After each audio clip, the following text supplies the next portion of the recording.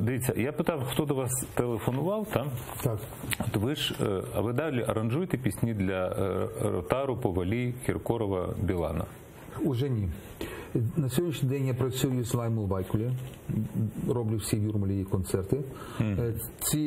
Ці виконавці до мене вже не звертаються, тому що коли всі почалися в нас воєнні дії і так далі, якось я позвонив чи до Баскова, чи та, і кажу, хлопці, що ви там говорите? Та от ви бандерівці, там це. Я кажу, хлопці, а ви знаєте, звідки я родом? Ви зі мною попрацювали 10 років, а я є з Львова, я і є бандерівець. Ну, зі Стрияви, якщо. Так, я зі Стрияви. Так я і є бандерівець. Вони так, і все, жартома. Політика прийшла у вашу роботу? Так, ні. Ну, і я просто з ними вже не контачу, я працюю там дійсно стільки, я вже на пенсії.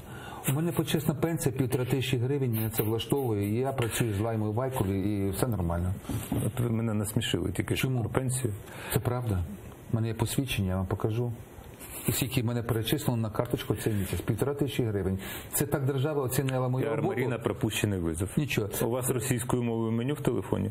Вибачте, я поміняю зараз, це я не додивився, вибачте. Я поміняю обов'язково меню, буде на українській мові. І отак держава оцінила мої всі внески в державі, то, що я піднімав Червону руту, всі разом піднімали українську культуру і так далі. 1500 гривень, але я на них не ображаюся. Ну, ви за щось живете, ви ж у Рибчинського працюєте, правильно, на музичній біржі? Ні, вже давно ні? Да, ні, вже давно. Самостійно? Рибчинський – це депутат Євген. Я в курсі. Да. А я простий пенсіонер український. Це ви зараз прибідняєтеся, так? Ні, але в молодості я потурбувався про те, щоб забезпечити собі старість. За рахунок Баскова і Кіркорова. Спонсори? Це правда, так, вони добре платили, коли нічого не було, не приїжджали, мішками вивозили долари, мішками вивозили долари з України і на гастролях. Це правда. І вони такий ринок втратили, ви не можете уявити. Вони зараз сюди не можуть приїхати, тому що перетнули кордон з Кримом на гастролях. А так би їздили, зараз би Кіркорову ніхто не сказав, бо він прилетів сюди, знову би повний зал був би, ходили би, але він полетів в Крим з Москви і порушив кордон, він не в'їзний. А так нема заборони, вони нічого не порушали, ні Басков, ні Кіркоров. Не можуть завтра приїхати і буде концерт, хіба що патріоти прийдуть, крикнуть ганьба і почнуть кидати димові шашки. Це максимум.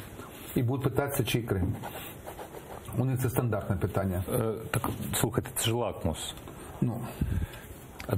Лакмус на рішучість, тому що за російськими законами, якщо ти скажеш, що Крим – це Україна, то тобі впаяють там, між іншим. Ну.